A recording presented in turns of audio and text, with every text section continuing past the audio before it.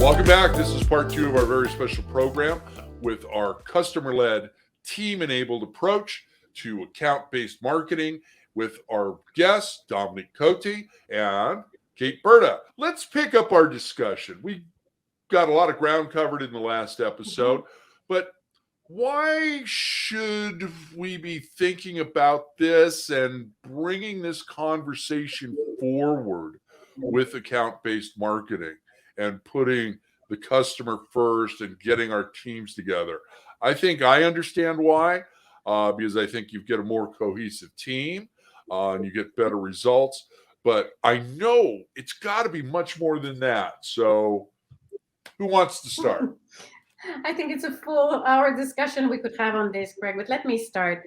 I think right now, as we see our world is accelerating, there is so much data, so much complexity, so much information.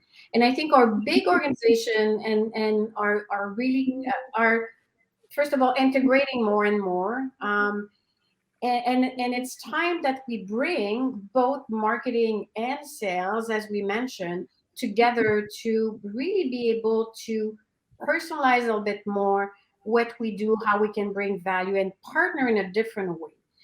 Again, we've heard about customer centricity for a long time. It's not a new terminology, but how to put that into action is a different story.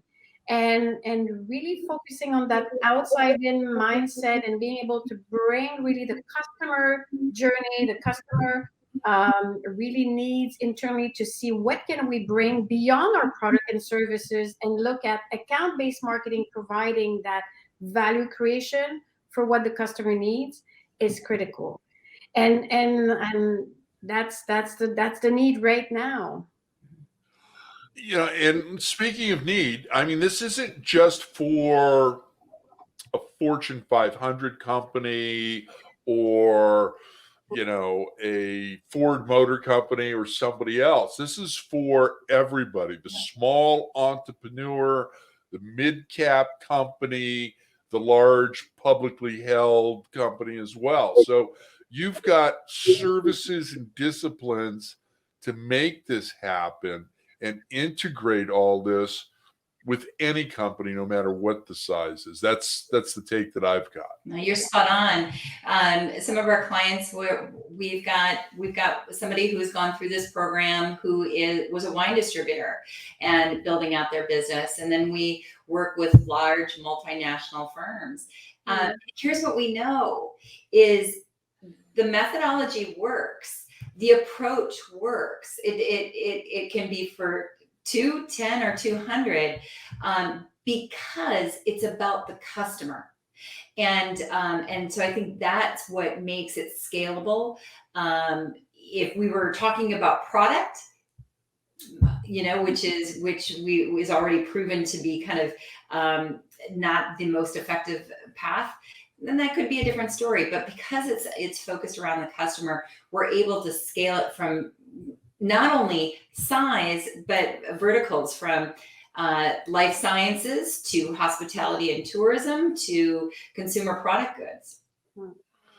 My favorite subject right there is hospitality. I didn't mean to cut you off, Dominic, before you said something, but I had to get that in. And Dominic, please continue the conversation.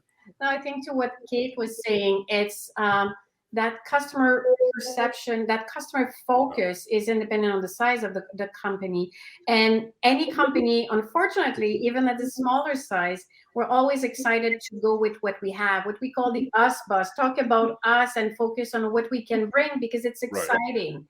And really that approach is bringing marketing to that outside in and being able to say, okay, let's suspend a bit what we have to offer, really deep dive into understanding and bring to them what they need. And it's independent on the size of the team, of the company, or in the end of the industry, as Kate was saying, but it does require alignment throughout the organization. It's not only about marketing, it's not only about sales, it's about commercial, it's about leadership being all in that same mindset. It is a cultural shift and a mindset shift. I agree. So big question, why now? So I think I know, but I really want to hear both of your answers as to why now. So, Kate, why don't you start out, and then Dominique can follow up on that. Absolutely. So here, let me just give you some pure numbers. In companies that use account-based marketing in the right way, they've seen, and I'm not kidding you with this number, 208% growth in revenue and better returns because of what they're doing. We also have seen where visitors to websites are 75% of them are really frustrated with information or content that's irrelevant. Ipsilon did a great study of customers that they're 80% more likely to buy if customers engage with them in personalized experiences. And the last statistic, just to kind of reinforce this, is 77% of buyers want information and content for each stage that they are going through in the customer buying journey. So what what this says is we have to have a better way of communicating with our most valuable customers at the time that they need information to that targeted group. I love it. And Dominique, let's hear from you on the same question. Why now? I think Kate did a great job there. So just to build on this, I would say we live in a world, our world is being commoditized more and more. Like the speed at which everything we produce, create is being so quickly commoditized is increasing. Complexity is increasing. So it's not about what you have to offer anymore. It's about how you're offering it and how you can bring everything that you have to be relevant to your customer.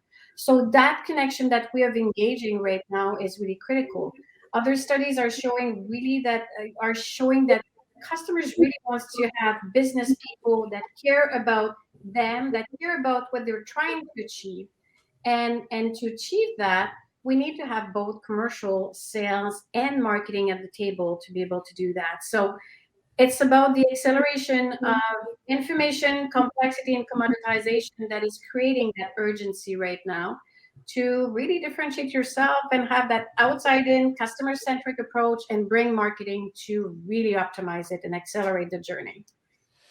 Okay, now that's got my creative juices flowing. I want to figure out, what is some of your process? What is your due diligence? I mean, obviously you've got, ABC client hiring you, and then their customer is XYZ. So I'm imagining that you are doing a ton of due diligence on ABC, what they do, who they are, how long they've been in business, various other things that you can help with them to get their story tailored for XYZ customer.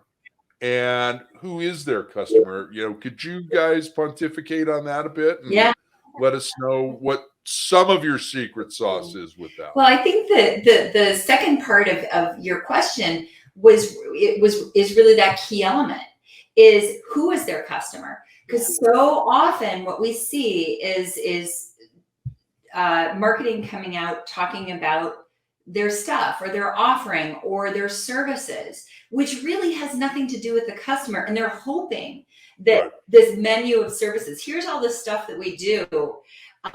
They're hoping that menu of services or what they do relates to what the customer is looking for. And so a lot of our work starts with, who is your customer? What are their segments? So going back to the wine distributor, one of her core customers was the suburban mother, and who really understanding what is it that she in this situation was really wanting, or what's happening from that point of inspiration to the point of sale. So we segment the business. We get the teams to take off their shoes and put on their shoes of this core customer and really understand them separate from all of the offerings and services we have, and map out this customer journey. In this case, what this company did is they said, hey, listen, if we're going after the wine distributor, or we're going after the suburban mother, let's figure out how many times a year they're buying wine for specific events, and create a calendar for them, so they're able to curate wine for the special experiences, be it Thanksgiving or Easter or Christmas or what is, rather than just being at this panic sale at a big wine distributor. So it's really taking a look at who is your customer, what is their life like, mapping that out, and then taking a look at what do we have to enable that and help them along that journey. I think it's fascinating. And Dominique, I'd like to hear a little bit more from you on the B2B side.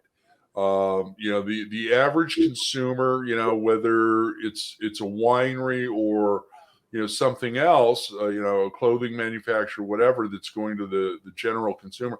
But let's touch a little bit on that B2B, going business to business, and knowing what that account is like and what you're doing with them as well, please. Yeah, and it's similar. The approach is similar, as Kate was saying, and the approach is similar, independent on the industry or independent on the size. And what we try to build on what Kate was saying is that it's really having marketing at the table, first of all, because commercial is often right now leading these, and it's about having marketing. And instead of thinking about what they have and how to go to market with it, it's putting them in the shoes of the customer and understanding that customer buying journey, but also getting the insight from the commercial on the customer 360, and then looking at, again, how can they bring value to that? I would say bringing that a few opportunity they can work on, and a portfolio of opportunity, and asking themselves, there's a research that was done by Bain and Co. that looked at, if you ask a customer, are you bringing, or a supplier, are you bringing value to your customer? 80% will say yes, I'm confident and I'm bringing value to my client. And I think it's really genuine that we want to bring value. If you ask these customers the same thing, 8% of them do recognize the value that is being brought to them. Again, to Kate's point, why? Because they come with what they have. They come with what they want to offer. They're proud of it, but it's not fit and it's not matching the customer needs and expectation, timing, and everything else. So really, we try to use, we have playbooks, we have a methodology and frameworks to help them look at, do we know or do we think we know? And validating, really deep diving into that customer insight to really get to what we know, and validating with them. It's interesting how much we work internally and we don't validate to the customer until we have something to propose. Build it with them. Have a business conversation ongoing. Yes. Does that answer? I love that. That approach is, and I think it's sorely missed and needed all at the same time right now. Now I think a lot of corporations were heading down that road prior to the pandemic, but I think it showed a softer underbelly of issues within, again, a small company, a mid-cap, a publicly traded institutional grade company, and where you two can come in and help them to engage with their clients, and not having marketing and sales on either side of the table, but on the same side of the table, and putting the customer first and working with them. So I'm Craig Sullivan, the moderator. I'm going to be saying goodbye, and the last question is to you guys: how can the audience get a hold of you? And thank you for inviting me to be part of your program. Thank you so much, Craig. Thank you. Thank you. Well, we make it easy enough. Just Kate at kateberta.com. And I'm Dominique at dcote@kasawi.com. Again, Kate and I come together because we're passionate about what we do. We love to help organizations with their roadmap, and really looking at the strategy of account-based marketing. And we partner with you because we've been in your shoes, and we partner with you and pivot to make this really a cultural and mindset shift for your own organization. Absolutely. Thank you very much. Thank you all.